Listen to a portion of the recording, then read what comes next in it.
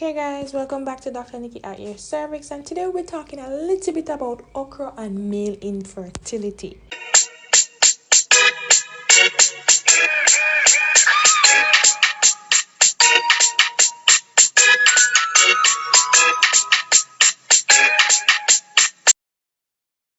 So okra is a very popular fruit across many cultures in Africa, in the Caribbean, and even in Asia. It is basically a very nutritious plant that belongs to the same family as hibiscus and cotton. So when people talk about okra, they use it in recipe as juices, and they even put it in their foods because the plant contains a lot of potassium, vitamin B, vitamin C, folic acid, and even calcium. It's also low in calories and has high dietary fiber content.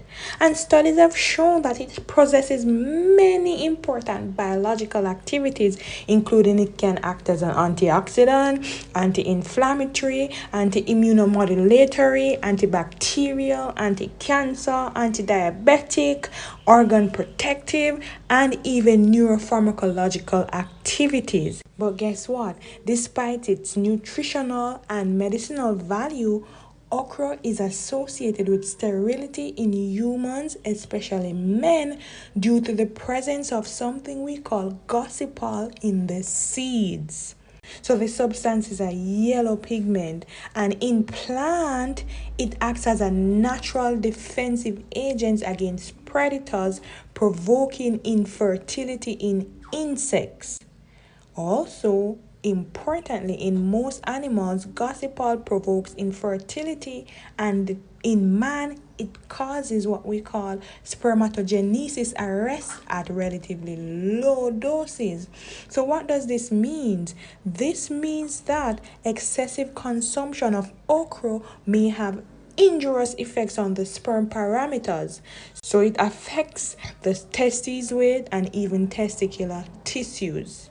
And so these detrimental effects may subsequently cause male infertility. Studies have shown that the gossypol that is present in okra can also be used as a medication, which is used as a male contraceptive.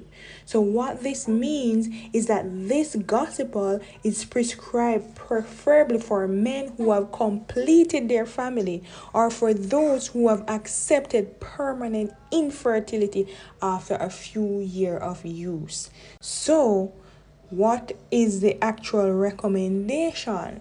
The recommendation is all things in moderation. So okra can be used as a strong back, yes, for all the properties that we listed above. We have to think about the other effects. Any issues with infertility as a man, it's important to check it out with your doctor for further recommendations before starting any medication. And that's it for this video. If you have any question, don't forget to drop it in the comment section below. And don't forget to like, subscribe, and comment with Dr. Nikki at your cervix. Until next time.